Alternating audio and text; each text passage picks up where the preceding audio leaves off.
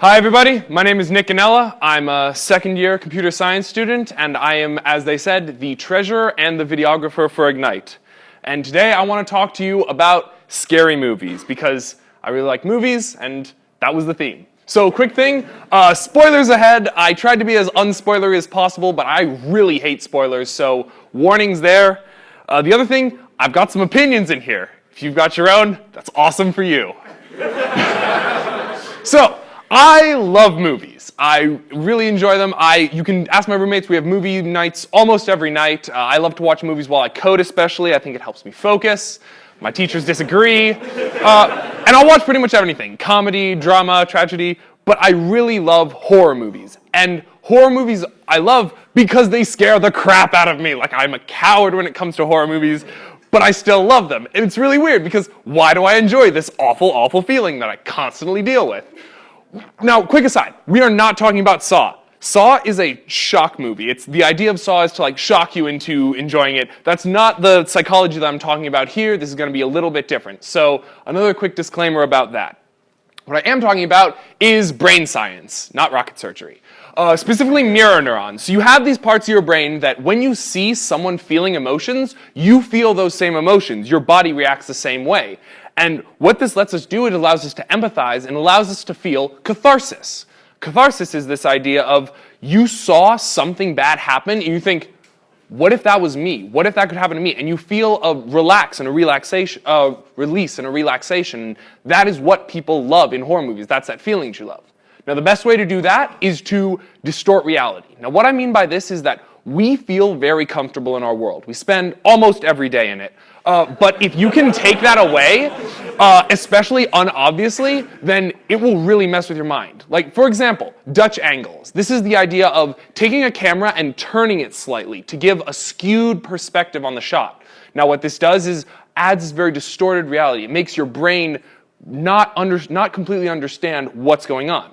Another big thing, especially in Italian horror, is adding colors. In Italian horror, whenever there's a huge, scary scene or a paranormal thing, they'll add these vibrant, unreal colors, and that can up the distorted reality.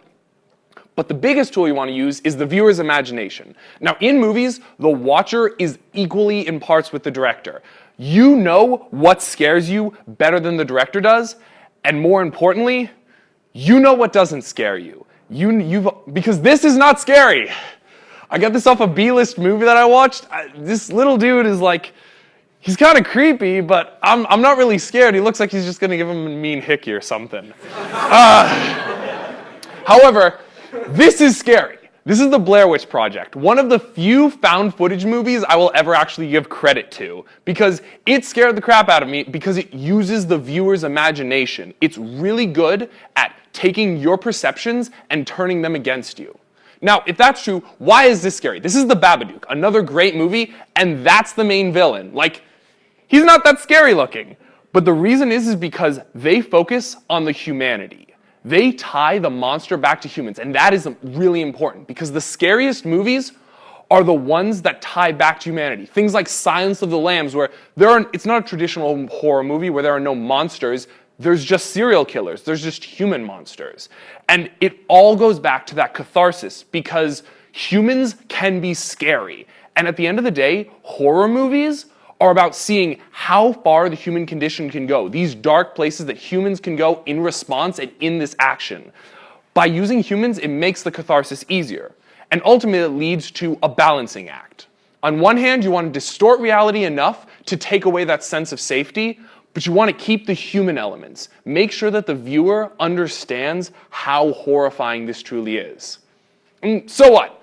Well, if you're a director, if you enjoy movies like me, now you have a few tips for making a movie. But otherwise, now you understand why you keep coming back to your favorite horror movies. Because you feel with the characters. You feel that horror, and it makes you feel better. And remember, scary movies are like spinach. If you're forced to watch them as a kid, you probably won't enjoy them as an adult. So introduce your friends to horror, but slowly and gracefully. Yeah!